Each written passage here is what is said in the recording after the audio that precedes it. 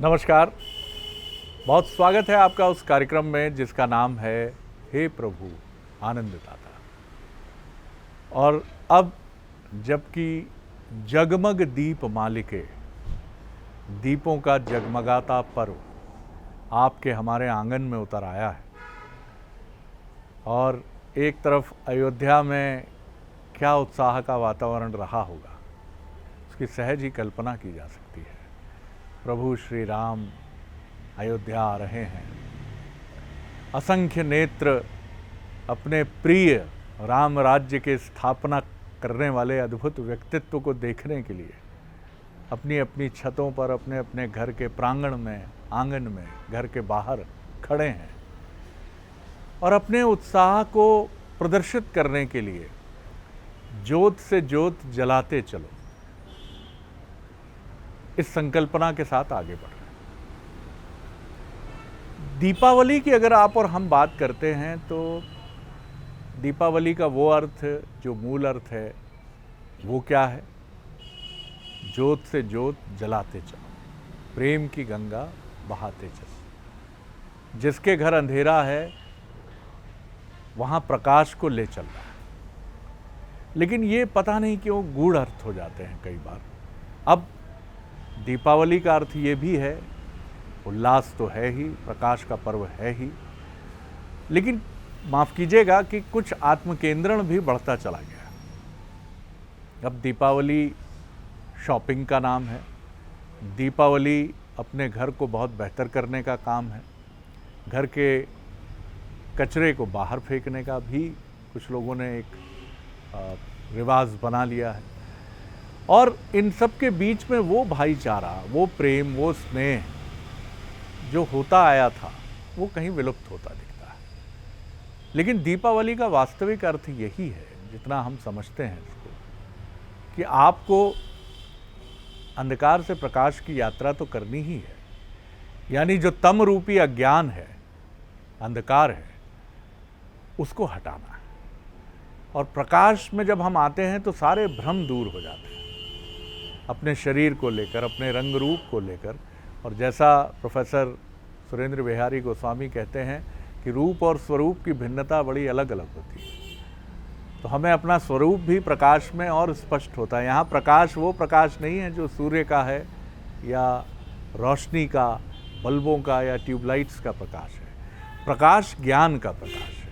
ज्ञान का प्रकाश ही अज्ञानता के अंधेरे को नष्ट करता है। तो समझेंगे आज दीपावली पर एक बार फिर आपको बहुत ढेरों शुभकामनाएं। बहुत सुरक्षित तरीके से दीपावली मनाइए। कोविड का जो बिहेवियर है, प्रोटोकॉल्स हैं, उनका ध्यान रखिए और उत्साह के अतिरेक से बचिए। तो चलिए सीधे चलते हैं मानस मर्मज्ञ, भगवत गीता के अध्येता प्रोफेसर सुरेंद्र बिहारी गोस्वामी। प्रणाम, आपको भी बहुत बहुत शुभकामनाएं। आपको भी बहुत बहुत शुभकामनाएं जी। और आपके माध्यम से बंसल न्यूज़ के समस्त दर्शकों को भी मैं आदमी शुभकामना देना चाहूँगा कि दीपावली की हार्दिक शुभकामना सभी के घर तक पहुँचे। जी। तो जिस तरह से हमने एक विषय प्रवर्तन करने का प्रयास किया है, दीपावली के उस अर्वाचीन स्वरूप से लेकर, उस आख्यान से लेकर दीपावली के वास्तविक मर्म तक की ये यात्रा हम कैसे तय करें, आज आपके मुखारविंद से यही हम सब सुनना चाहेंगे। बड़ा सुंदर संयोग है कि जहाँ एक और बाजार की रौनक लौट कर आ गई है कोविड के बाद में, लोगों के अंतर्चित्त में उत्साह भी प्रदर्शित हो रहा है।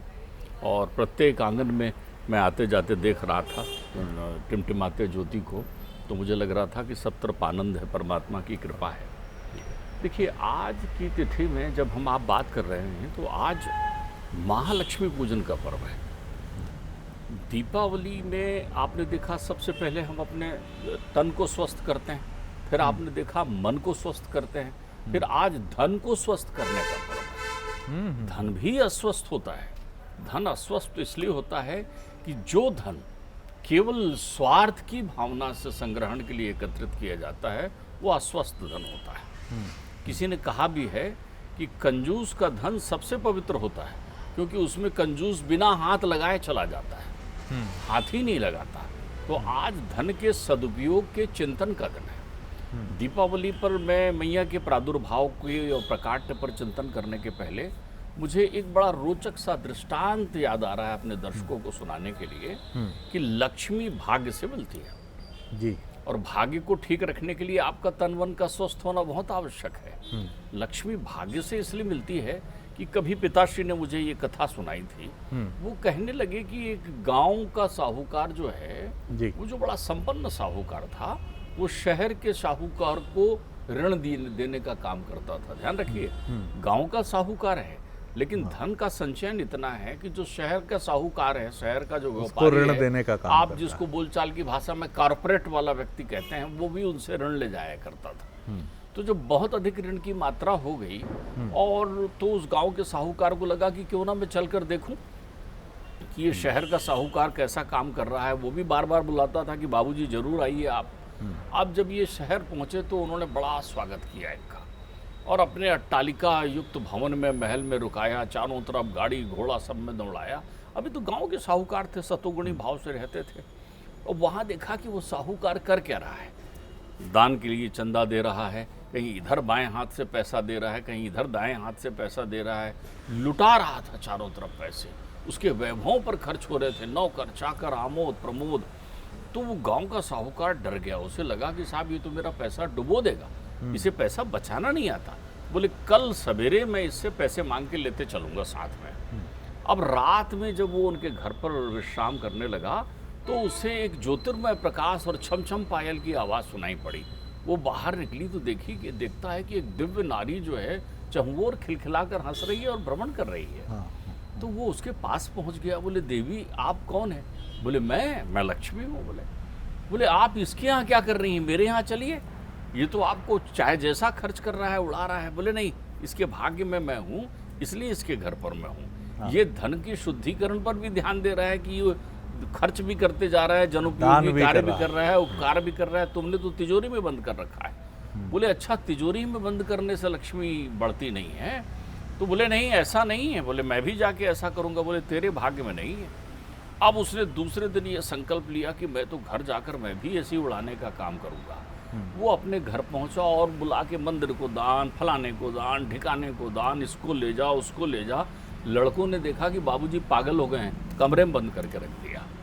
तो रात में फिर वही मैया आई उनके पास। बोले मैंने तुमसे कहा था ना तुम्हारे भाग्य में नहीं। तो लक्ष्मी का संबंध भाग्य से है। ध्यान रखिएगा, देव और दानव दोनों खड़े हुए हैं, मंथन कर रहे हैं समुद्र का। वहां से मैया प्रकट हो रही हैं दिव्य स्वरूप में, समुद्र कन्या होकर के प्रकट हो रही हैं। तो जब समुद्र की कन्या होकर के प्रकट हो रही हैं तो सब लक्ष्मी को चाह रहे हैं। उनके हाथ में वरमाला है। वरमाला है, जिसके गले में वो वरमाला डाल देंगी उसके साथ उनका विवाह हो जाएगा। सारे लोग अपने शौर्य, पराक्रम, यश, कीर्ति का प्रदर्शन कर रहे हैं। सब चाह रहे हैं कि लक्ष्मी उन्हें मिले, लक्ष्मी उन्हें मिले। लेकिन एक भगवान ऐसे हैं, एक महापुरुष ऐसे हैं जो उदासीन खड़े हैं और उनकी तरफ देख भी नहीं रहे हैं। उनकी अपेक्षा ही नहीं है। वो है परमात्मा विष्णु जो अजित बनकर वहाँ आए हुए हैं, देख भी नहीं रहे हैं। तो लक्ष्मी जी उनके पास जाती हैं और उनके गले में वरमाला डाल देती हैं और कहती हैं कि लक्ष्मी तो नारायण की ही है। ध्यान रखिए, लक्ष्मी नारायण की जय होती है। नारायण का अर्थ है परम सत्य, इसलिए कहा गया है असतो माँ सदगमय। वाह। इसीलिए कहा है यदि आप सत्य पथ के पथिक हैं तो लक्ष्मी आपका अनुगमन ऐसा करेगी, व्याकुल रहेगी। अब आप कहेंगे साहब व्याकुल है तो दिख नहीं रही है। बहुत बड़ा मंत्र दिया है आपने, बहुत बड़ा मंत्र दिया है दीप पर्वों पर। वाह वाह। और इसीलिए तमसो माँ ज्योतिर्गमय, ये यजुर्वेद की शाखा का मंत्र है। अब आप देखिए इसमें कितनी सुंदर बात समझाई गई है कि आप क्या नारायण के भक्त हैं। नारायण का अर्थ होता है सच्चित आनंद। तो यदि आपके अंतर्चित्त में सत्य वास कर रहा है तो आपने धन शुद्धि कर ली है। ध्यान रखिए, न जाने कितनी कमाई आपने कहाँ कहाँ से प्राप्त की है। किसी में आह लगी हुई है, किसी में वाह लगी हुई है। तो आज आप ये तय करिए कि अपनी कमाई का शुद्धिकरण कैसा करना है। क्या बात है, वाह वाह वाह। मतलब मैं स्पीचलेस जो शब्द है, कितनी सुंदर बात है कि धन को स्वस्थ करना है। ये शब्द देखिए आप, धन भी अस्वस्थ है, हमारे पास है, लेकिन एक रुग्ण धन है और एक स्वस्थ है, प्रमुदित, खिलखिलाता हुआ, उड़ता हुआ। दुगना होने के लिए उद्यत धन है। जी देखिए, मैं आपको यहाँ पर एक चिंतन और करूँ। लक्ष्मी हमेशा नारायण के पीछे चलती है, इसका एक बहुत सुंदर उदाहरण और दूं। नारायण ने तप करने का निश्चय किया, नारायण ने तप करने का निश्चय किया और 10 सहस्त्र वर्ष तप करने का निश्चय करके ध्यानस्थ हो गए, अपने तपोभूमि पहुंच गए विशालापुरी में। विशालापुरी में तप करने पहुंच गए नारायण। लक्ष्मी ने चारों तरफ ढूंढा, नारायण है कहाँ। ध्यान रखिए, जो पतिव्रता है वो लक्ष्मी है, जो वैभवशील है वो लक्ष्मी है, जो क्षमाशील है वो लक्ष्मी है, जो अनुगमन करती है सत्य का वो लक्ष्मी है। तो वो पहुंची, नारायण कहाँ है। उन्होंने देखा कि नारायण तो तप कर रहे हैं, और तप कहाँ कर रहे हैं, खुले हुए स्थान पर, पर्वत शिखर पर कर रहे हैं, जहाँ तप्त धूप फैल रही है, उनको छाया तक उपलब्ध नहीं है। तो वो बदरी बन गई। क्या बन गई? बदरी। बदरी का अर्थ होता है बेर का पेड़ बन गई वो। अच्छा। उन्होंने बेर का पेड़ बना लिया अपने आप को चारों तरफ और छांव दे दिया उनको। तो परमात्मा का तप जब पूरा हुआ तो उन्होंने कहा कि देवी तुम ये बदरी का वृक्ष बनकर, बेर का वृक्ष बनकर छाया दे रही हो। बोले मैं आपका अनुगमन करती हूँ परमात्मा, आपके तप में भी मेरी भूमिका नहीं रहेगी तो मैं श्री किस लिए कहलाऊंगी। तो वहाँ परमात्मा ने अपना स्वरूप बद्री नारायण कर लिया। भगवान का नाम बद्री नारायण इसलिए हुआ कि बद्री लगाने का अर्थ ही होता है श्रीमन नारायण हो गए। तो लक्ष्मी जो है शुद्ध चित्त, दारिद्र्य दुख भय हारणी का तो दुनिया सर्वोपकार करना है सदा अर्ध चित्ता। वो तो आर्ध चित्त वाली है मैया, उनका चित्त बहुत आर्ध है। तो आप उनको अपेक्षा करके उनकी वंदना मत करिए। अगर जैसे ही आपने अपेक्षा में वंदना की तो बहुत सारे लोग जन्म जन्मांतर से ढूंढ रहे हैं और जिनके पास पहुंच गई है वो भोग नहीं पा रहे हैं। सही बात। जिनके पास पहुंच, देखिए लक्ष्मी का आ जाना सरल है, लेकिन लक्ष्मी का भोग लगा लेना कठिन, बहुत कठिन। बहुत सारे व्यक्तियों के पास ऐसे मर्म स्पर्शी बात कही है। बहुत सारे व्यक्तियों के पास ऐसा है। इसलिए लक्ष्मी को प्राप्त करना है तो सबसे पहले मन की दरिद्रता से मुक्त हो जाइए, हृदय को विशाल कर लीजिए, हृदय को विशाल कर लीजिए। श्री सूक्त में लक्ष्मी जी का एक बड़ा सुंदर गूढ़ रहस्य बताया गया है। उनको हिरण्यगर्भा के साथ जोड़ा गया है, लेकिन वहाँ बताया गया कर्दम ऋषि की कथा बताई गई है। कर्दम ने तप किया, देवहूति से विवाह हुआ मनु के, और कर्दम और देवहूति के विवाह होने से उनके यहाँ जो कन्या हुई ख्याति, उसका विवाह भृगु से हुआ, भृगु से। तो वही भृगु ऋषि जिनके पुत्र शुक्राचार्य हैं। शुक्राचार्य इन्होंने ही लक्ष्मी विहीन होने का श्राप दे दिया था बलि को। तो बलि की सारी संपदा चली गई थी गुरु के श्राप के कारण। तो आप ध्यान रखिए, उसी ख्याति के यहाँ चिकलित नाम से लक्ष्मी के पुत्र का अवतरण हुआ है, जो सब घर में विद्यमान रहते हैं। चिकलित का अर्थ होता है परमानंद को प्रदान करने वाले। तो लक्ष्मी भ्रमण करती है आज। और ध्यान रखिए, चूंकि अंधेरा बहुत घना होता है तो अंधेरा में केवल उलूक को दिखाई पड़ता है। अंधेरा में उलूक को दिखाई पड़ता है, इसलिए लक्ष्मी उलूक पर बैठकर भ्रमण करती है और देखती है, और वो जिस मन में आत्मा का प्रकाश देखती है वहां विद्यमान हो जाती है। जहां आत्म का प्रकाश संचालित होता है। नमस्ते तु महामाए श्रीपीठे सुरपूजते शंख चक्र गदा हस्ते महालक्ष्मी नमस्तुते। तो लक्ष्मी को अगर आप प्राप्त करना चाहते हैं, आपकी रुचि भौतिक संसाधनों में है, तो बड़े सावधान होकर लक्ष्मी की आराधना करिए। आप देखिए, क्या आपने दान किया है, क्या आपने दया किया है, क्या आपने परोपकार किया है। प्रत्येक व्यक्ति को अपने धन का दशांश परोपकार में खर्च करना चाहिए, इससे लक्ष्मी प्रसन्न होती है। और परोपकार करने पर उसे बताना नहीं चाहिए, क्योंकि जैसे ही आपने बताया वो परोपकार रहा नहीं, वो तो आपके पाखंड का, आपके प्रचार का तंत्र हो गया। तो मैया लक्ष्मी की विद्यमानता जो है श्रीमन नारायण से जुड़ी है। यही वो दिन है जिस दिन बद्री नारायण में मैया प्रकट हुई थी। लक्ष्मी के अलग अलग स्वरूप रहे हैं। लक्ष्मी अपने अंश स्वरूपों से प्रत्येक घर में स्त्री बनकर अवतरित होती है, कन्या बनकर अवतरित होती है। ये मैं अपनी बात नहीं कह रहा हूँ शरद जी, ये वेद विदित बात है कि ब्रह्म जहाँ प्रत्येक पुरुषों में चेतन तत्व बनकर विद्यमान है, वहीं श्री लक्ष्मी जो है प्रत्येक संसार की स्त्रियों में, संसार की प्रत्येक स्त्रियों में विद्यमान, श्री बनकर विद्यमान है। तो आप ये भी समझिए, दरिद्रता का एक उपाय ये भी है, क्या आप कामी तो नहीं है, क्या आप लंपट तो नहीं है। और अगर ऐसी स्थिति में भी आपके पास लक्ष्मी है और आप प्रसन्न हो रहे हैं, धन है आपके पास, तो आपकी प्रसन्नता निरर्थक है। क्यों निरर्थक है बताऊं? क्योंकि आप बहुत अधिक समय तक इस स्थिति में नहीं रहेंगे। ये बुलबुले की तरह ऊंचाई है। बहुत सारे लोगों को हम देखते हैं अपने जीवन में कि अचानक धनपति हो जाते हैं और अचानक मालूम चलता है साहब ये कर्ज के साथ ही हो गए, ये जेल की सलाखों के पीछे पड़े हुए हैं, या दुनिया के द्वंद्व उनके साथ आ गए हैं। ठीक बात। दूसरा, लक्ष्मी आपके घर में पूर्णता विद्यमान है, इसका प्रतीक है बंधु बांधव, कुटुंब, कबीले, संतान सब जो हैं अस्तो मां सदगमय होंगे, सबके चित्त में आनंद होगा। बहुत तो लक्ष्मी का पूजन जो है, इसलिए संधि काल के पूजन का बड़ा महत्व है। लक्ष्मी के पूजन का, सिंह लग्न में पूजन का बड़ा महत्व है।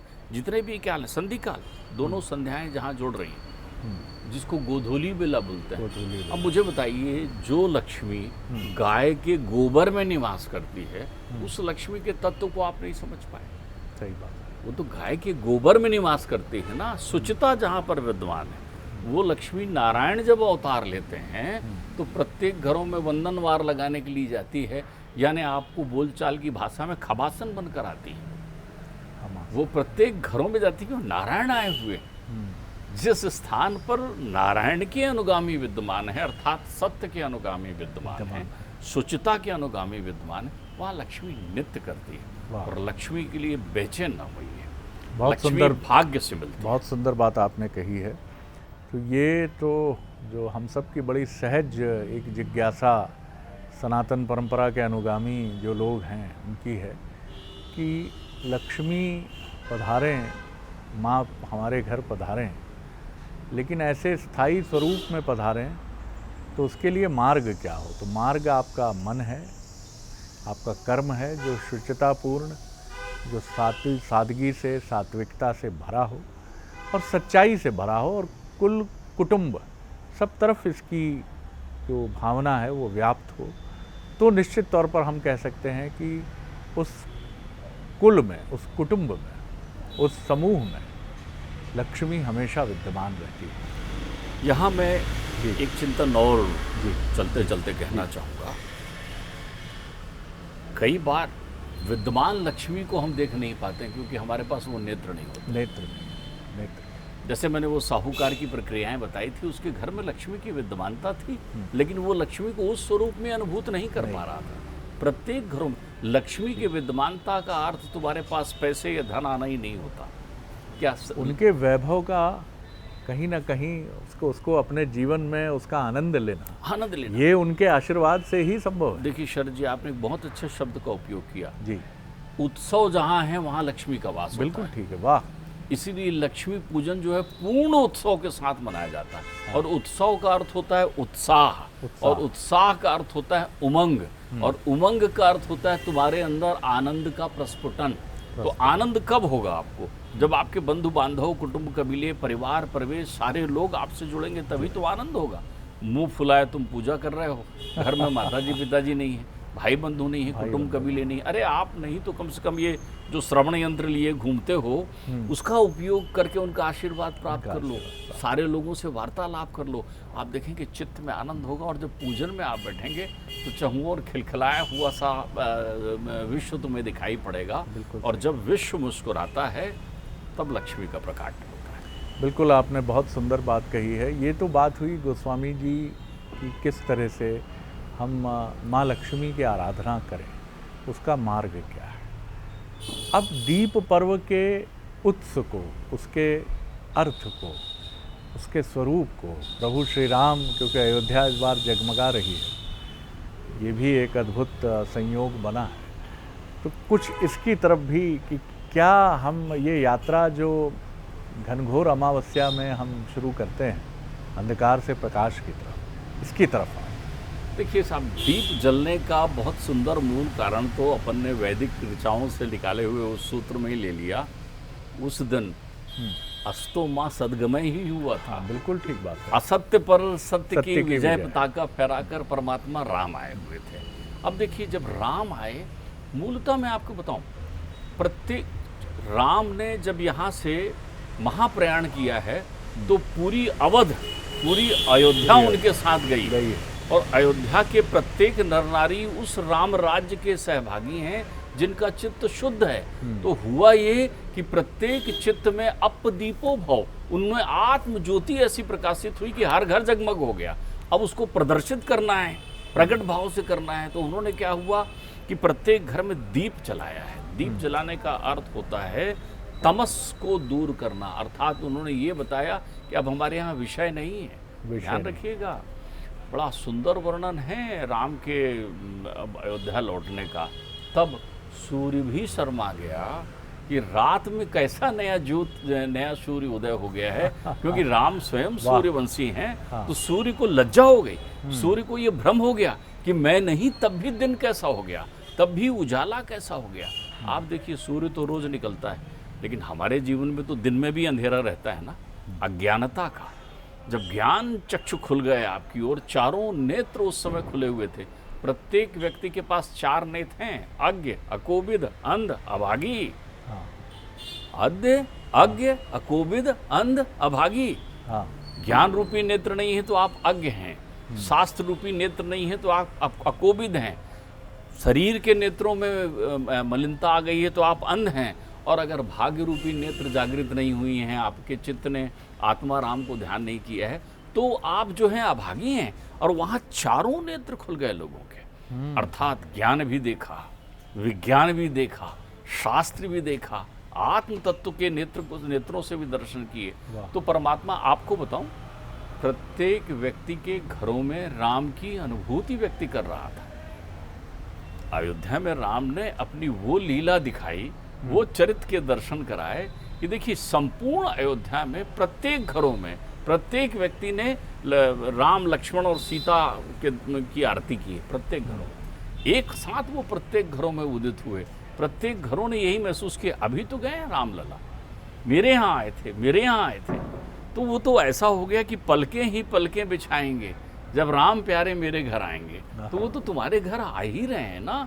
तो ये ज्योति जो है मूल रूप से ये आत्मदीप है, और आत्मदीप का अर्थ ही होता है कि यदि आप देखिए ज्योति में होता क्या, तेल है, बाती है, अग्नि से प्रकाशित आपने कर दिया है, तेल खत्म हो जाएगा, बाती बुझ जाएगी, प्रकाश थोड़ी बुझेगा। तो वहाँ जो ज्योति जली वो अखंड ज्योति जली। हम दीपावली में सोचते हैं कि आप अयोध्या की शोभा देखेंगे, अयोध्या में तो प्रतिदिन प्रति घर में प्रकाशमय बना हुआ रहता है, लेकिन आप अयोध्या को भी उस स्थान विशेष से जोड़ देते हैं। अरे जिस घर में शुद्ध चित्त आनंद होता है वहाँ अवध के राजा जो है निवास करते हैं, क्योंकि वो आत्मा राम है। 2 बहुत सुंदर मूल मंत्र दीप पर्व पर हमें मिले हैं, जिन्हें हमें आत्मसात करके अपने हृदय में प्रभु की तरह स्थापित कर लेना चाहिए। पहला मंत्र तो ये मिला है कि लक्ष्मी भाग्य से मिलती है। भाग्य से ये मत समझ लीजिएगा कि आप भाग्यहीन हैं, लक्ष्मी की रेखा ही नहीं है। लक्ष्मी तो सुपात्र को ढूंढ रही हैं, जिसके मन में सत्य का वास हो, यानी श्रीमन नारायण का वास हो। लक्ष्मी तो वहाँ पधारेंगी ना, लक्ष्मी तो वहाँ आएंगी कि आपके मन में जब सत्यता है, निष्कलुषता है, कपट नहीं है और धन का एक सार्थक उपयोग है, तो वहाँ लक्ष्मी का वास होना अवश्यम भावी हो जाता है। वो खुद आती हैं और जिस तरह छम छम करती हुई आती हैं और प्रसन्नता से रहती हैं। देखिए ये भी कितना सुंदर एक कथा से हमने समझा कि लक्ष्मी आती हैं, लेकिन कई जगह वो तिजोरी में बंद कर दी जाती हैं, और बंद करने वाला जो तथाकथित ये समझता है कि मैं धनपति हूँ, मैं धन का मालिक हूँ, वो खुद बेचारा वहाँ अपने को बेच चुका है, गिरवी रख चुका है, और वो तो दास है धन का, धन से मुक्त नहीं है। और जो धन से मुक्त है, यानी धन के वैभव का आनंद भी ले रहा है और दशांश का दान भी कर रहा है, ज़रूरतमंद को भी दे रहा है, और धन से लगाव के साथ एक अलगाव को भी लेकर चल रहा है, लक्ष्मी उसी पर प्रसन्न है। तो ये बड़ा अद्भुत मंत्र मिला। दूसरा मंत्र ये है कि प्रभु श्री राम वहीं आएंगे जहाँ पर सत्य की स्थापना है। अयोध्या में वो उसी घर में पहुँचे, क्योंकि पूरी अयोध्या ही राम राज्य की स्थापना वाला वो अद्भुत नगर। आप कल्पना कर सकते हैं कि हर घर में राम थे। तो आज इन दोनों मंत्रों को आप ध्यान में रखिए, स्मरण में रखिए, और इसी दृष्टि से आप लक्ष्मी और नारायण और लक्ष्मी पूजन, गणेश जी लक्ष्मी जी का पूजन करिए। लेकिन इतना मर्म हम समझ गए कि निश्चित रूप से भाग्य हमेशा उसी का साथ देता है जो सदकर्म की तरफ प्रवृत्त होता है, जो सदकर्मी होता है, क्योंकि वही दुनिया का सबसे बड़ा धनी, मानी और सबसे समृद्ध व्यक्ति है। बहुत प्रणाम करता हूँ आपको। अद्भुत आज का पर्व और उल्लासमय हो गया आपके इस आख्यान से। बहुत शुभकामनाएं पुनः आपको। तो एक बार फिर आपको बहुत बहुत शुभकामनाएं और अनुमति दीजिए, मिलेंगे फिर एक और इस 5 दिवसीय दीप पर्व के एक और पुराण का पन्ना पलटते हुए बहुत जल्दी मिलेंगे आपसे। प्रणाम।